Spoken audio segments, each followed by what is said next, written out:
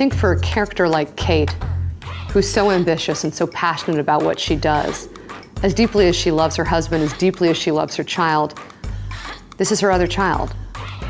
And I think there's no question that she takes that job. I think as an audience member, I would be truly disappointed in Kate if she didn't take that.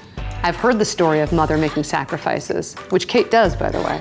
But to see Kate win and have it all for a moment, how exhilarating is that to witness?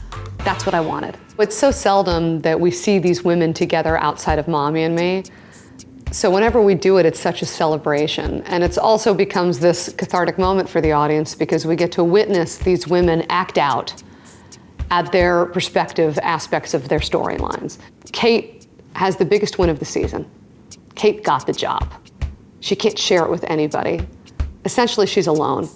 So for her to go out to this bar and be able to scream it to a stranger like Arden is her flag in the sand. I need to get out. Do you have any friends you can bring? Because mine are all of the male persuasion. No worries. An impromptu bachelorette?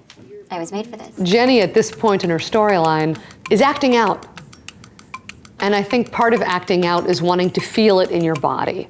You know, putting your hair into a faux hawk only goes so far. Flirting with another man feels exhilarating, but we needed her to hit rock bottom to be able to identify the real problem in her life, which is that she's unhappy in her marriage. Having her in that moment, getting her nipple pierced, a character who has been raised to look a certain way, to sort of tarnish that image with a nipple piercing felt like the best physical manifestation of her problem.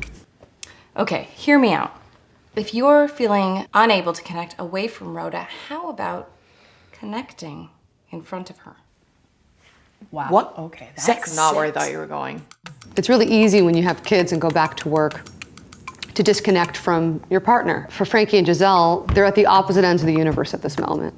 So going to therapy together and for Giselle to face the fact that she's so deep into motherhood, she's forgotten who she is. She's forgotten her union to Frankie.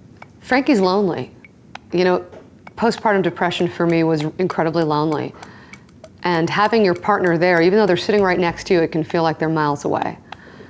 But forcing herself to be intimate with her partner right in front of her kid, I mean, it's hard to escape in that moment. I think you have to remain present, and I think it wakes Frankie up.